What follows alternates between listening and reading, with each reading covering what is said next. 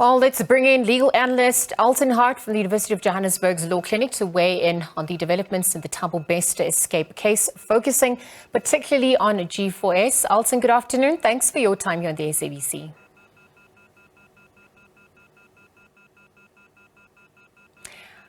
Elton, if you can hear me, I just want to test whether our connection is working and if you are unmuted. My first question is, G4S obviously now continues to be embroiled in the Thabo Bester escape scandal. Perhaps you could talk about the credibility of the company in some of the other spaces that they operate in at this point.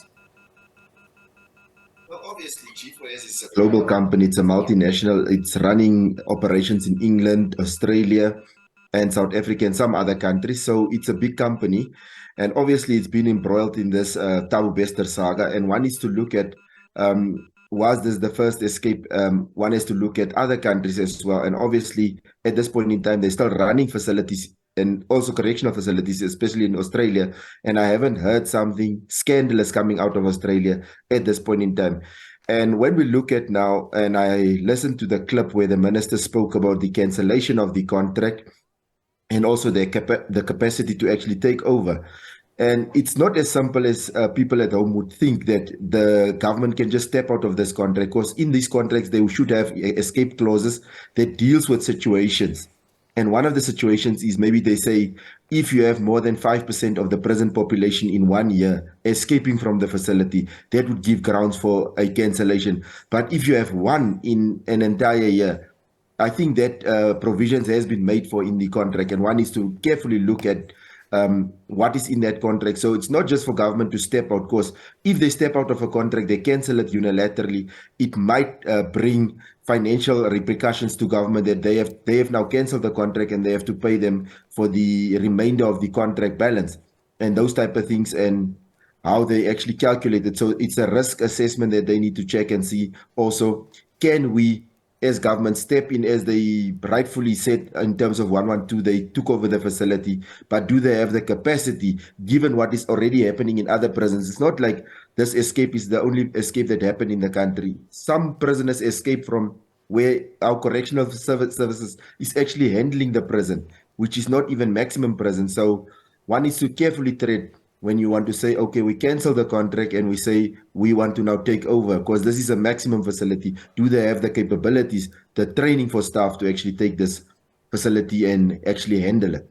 Elton, you raised some pertinent points there with that risk assessment, the escape clauses, as well as the financial repercussions for government.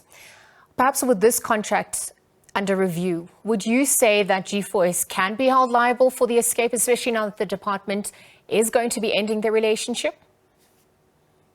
Well, G4S definitely, they have some negligence in them. There is a dereliction of duty, because they have a contract with DCS to say that we will keep these plus minus 3,000 inmates in safe, lawful custody. And that should be part of the contract. So there is some sort of negligence on their side, and they need to answer for that. And we know that sometimes companies can be criminally charged, like in the former President Zuma's case with the arms deal company of France. They are charged criminally. So G4S can also be charged criminally for their inactions or their actions during this process, because we talk about commissions or omissions in law. So what they have not done to make sure that this does not happen under their watch. And then obviously their employees, because what one sees now here is like it's all employees from lower ranks within G4S, but who was overseeing those employees? So I foresee that we're still going to get a number of more people from G4S that should be added to their charge sheet, and not just the lower layer players in the company. So they need to see their supervisors. Was their supervisors actually acting with due diligence when running the facility? So that is all these things that one has to look at. And then also the government cannot just go and say, we're going to cancel the contract. If they cancel, they will pay. That's what we as the public also need to know. And who's going to pay eventually if government pays us as the taxpayers? So there is that repercussions that if they cancel, if Ronald Lamola comes Friday and say we're going to cancel the contract with DCS, they must somewhat tell us also how much they're going to pay to step out of this contract, and also what penalties DCS is facing, our G4S is facing for allowing one prisoner to escape, and if that's the only prisoner that escaped from that prison, and how they're going to do the set-off of these two amounts. Elton, would a lifestyle audit on some of the officials from G4S perhaps also aid in the investigation?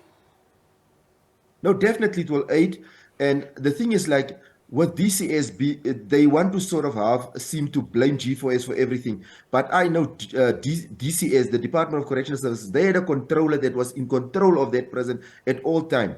What was that controller doing at all times when all these things was happening? So one needs to check and see, and also look at the lifestyle audits of these employees. Go check also their family members who they had close contact with, and also who was actually visiting that facility, so that one gets a clear picture of who is all involved. And then you check with the lifestyle audits to see this person is like maybe a grade D security, but he's staying in Sandton. Then you know already his salary won't be able to pay the bond. So there's something untoward. But is it from dealings with Thabo Bester, or is it other dealings within the facility itself? But here's a lot of revelations that's still coming as more and more people will be arrested. Alton, just very quickly, looking at the testimony in Parliament by the G4S, perhaps how they came to know of the escape. What options do they as G4S have at this point to ensure that there's minimal reputational damage, that they can also protect their assets in this case? Obviously, G4S, they had to just come clean from the get-go. Obviously, and here you could also pick up, there was distrust between the three units that were, it's G4S, DCS, actually 4 units, G4S, DCS, the Department of Correctional, and also the police minister. They were not open and honest with each other to share information. Because when the DNA report came back, I don't think G4S had that report. When the autopsy came back, I don't think they were given. It was like some time later when Jigs was now involved, where these things came to light, and it was like they were sharing information, trying to actually sort of cover themselves as departments and as a company, instead of actually trying to unravel how did this happen under our noses. And I think that in essence, G4S was just supposed to come and say, listen, yeah, we received the autopsy this time, and we did not know who to match it with to see if this is the person that died in the cell, is Thabo Bester. Try and make means to find his parents or his relatives. They did not do that. They were sitting idle there. And for them, there was already a lot of reputational damage that comes. What they do now is just like damage control, if and how they can actually limit that reputational damage. But all of these 3 or 4 bodies that was involved, I see that there is some damage that is done, and people will very seldom trust them with whatever is it, safe custody or lawful custody of inmates. Well, Alton, the clock is ticking. There are more questions and answers at this point, but the pieces of the puzzle are coming together. Thank you for your time with the SABC legal analyst Elton Hart from the University of Johannesburg Law Clinic, weighing in the developments in the Thabo Bester escape case. This time the focus was on the G4S contracts.